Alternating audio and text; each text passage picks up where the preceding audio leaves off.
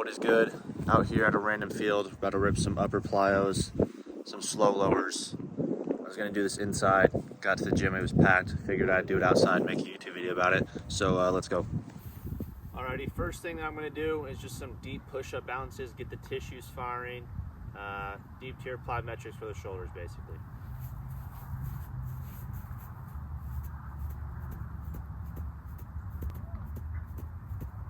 I'm not really focusing on sets or reps, kind of doing it till I feel good, then progress into the next movement. Goal here is just be quick off the ground, be fluid, produce as much force as possible. All right, the next thing I'm gonna do, just some standing deep push-up drops. Yeah, force absorption. It's good for you, good for the shoulders, good for the wrists. Let's rip it.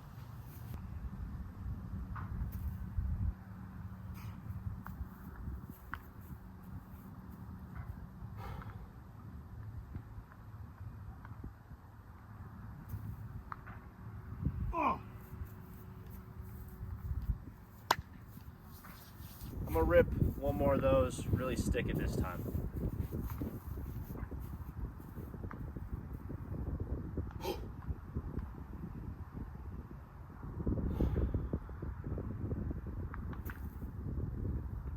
Oh, yep, that was it. All right, now I'm gonna go into the actual plyometric part of this workout.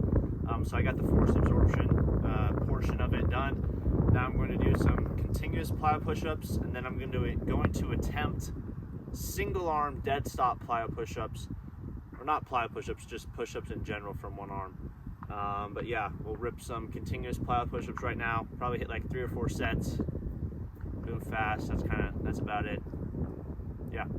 I don't think anyone in the history of YouTube has ever made a video like this.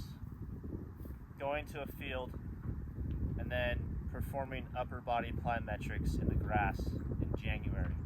So we're just gonna go for, let's go 4 consecutive plyo push-ups. That'll be 1 set. Just do these as high as I can and as fast as I can.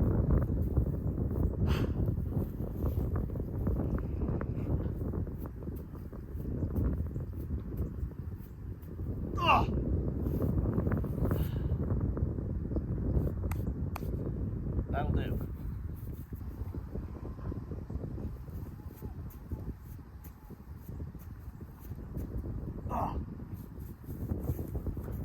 All right, finished the plyo push-ups. Only did 12 reps total, so 3 sets.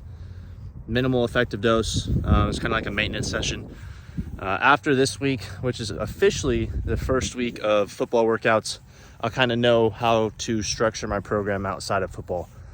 So yeah, now after the plyo push-ups, I'm going to attempt to do some single arm push-ups from a dead stop. I've done them before with an eccentric from an elevated surface, but I figured today I'd just try it from a dead stop, see how fast I can do it. So let's rip it. All right, I have no idea how I even want to do these. So I'm just gonna try it, and if it works, it does. If it doesn't, doesn't. Who cares?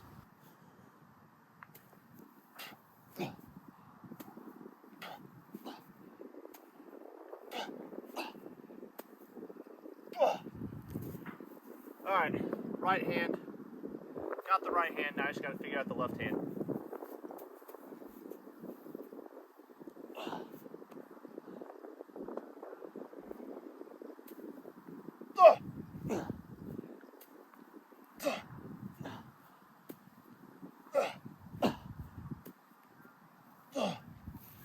Holy shit.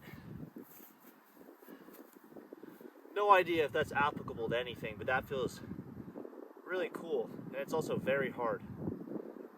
Yeah, do like 1 or 2 more sets of that, and then that might be it for the upper plyo session. I'll just move into some slow loaders. Yeah. All right, I'm done with that. I did another set. I just didn't record it. I recorded it for Instagram. Now we're gonna rip some slow lowers. Wanted to do a push-up. I might have to wait to do that later. May record it, may not. But usually on the push-ups, I like doing it between like 2 elevated surfaces. I don't really have access to that. I'm on a rec soccer field with a bunch of benches. So we're gonna rip a hinge, a lunge each side, and that will be the conclusion of this impromptu YouTube workout session, whatever.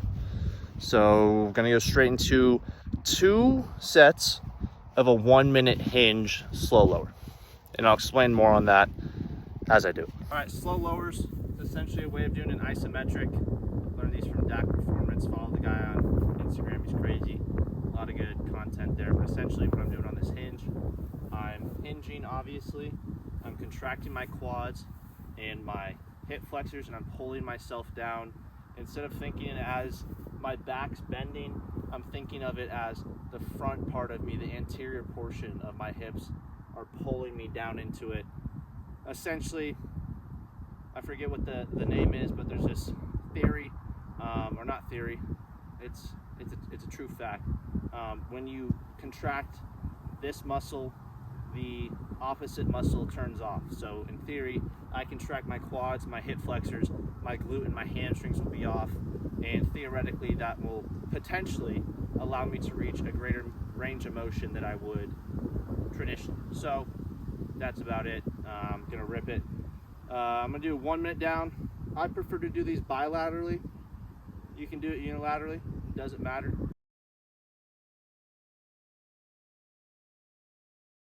Slight change of plans. Only gonna do 1 hinge. I'm gonna rip 1 lunge on each side. I was originally gonna do 2 minutes. I'm just gonna do 1 minute right now, really focus on contracting as hard as I possibly can the entire time. Forgot to mention, I believe it's like 28 degrees outside right now, so I'm pretty cold. My hands are getting cold, feet are getting cold. So I'm just gonna spam these lunges real quick, call it a day, get out of here, and end the video there. All right, same kind of idea here with the hinge, or as the hinge, I mean. So instead of having my quad on here, I want my hamstring to pull me down, as well as my glute pushing me, my opposite glute pushing me down. So yeah, just kind of basically trying to pull this part of my leg into my calf, and yeah, that's about it. So let's go.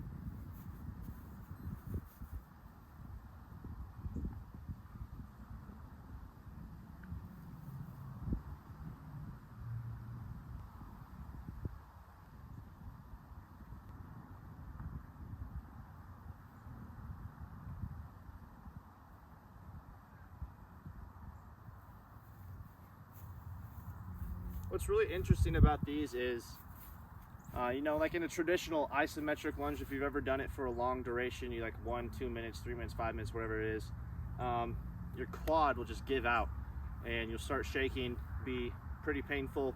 You'll stand up like that and your leg will almost give out. But what's interesting about the slow lowers is that, for example, I've gone up even to 3 minutes, and avoiding that quad contraction and really focusing on the hamstring pulling the body down, you can stand up. Like my quad doesn't feel like it did a damn thing, and even my hamstring, it's really not that taxing after the fact.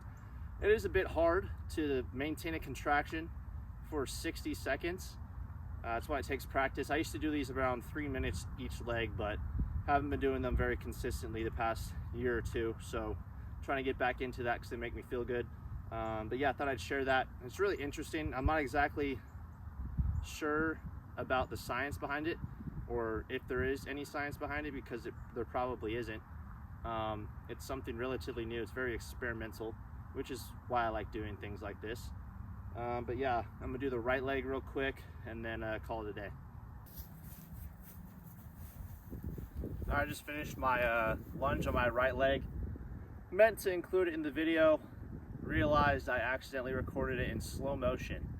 So a slow lower recorded in slow motion just would not be conducive to an enjoyable viewing experience, if you know what I mean. So yeah, that's the video. Explanations, don't need any, just try this, it's fun, felt good. I'm also grounding while doing this, which is great. Yeah, more schizo stuff like this coming in the future. Just gonna spam YouTube videos. It's fun. I do this stuff anyway, so might as well film it. Kind of cool to look back on. Yeah, thanks for watching, supporting. Yeah, see you in the next one. Appreciate you.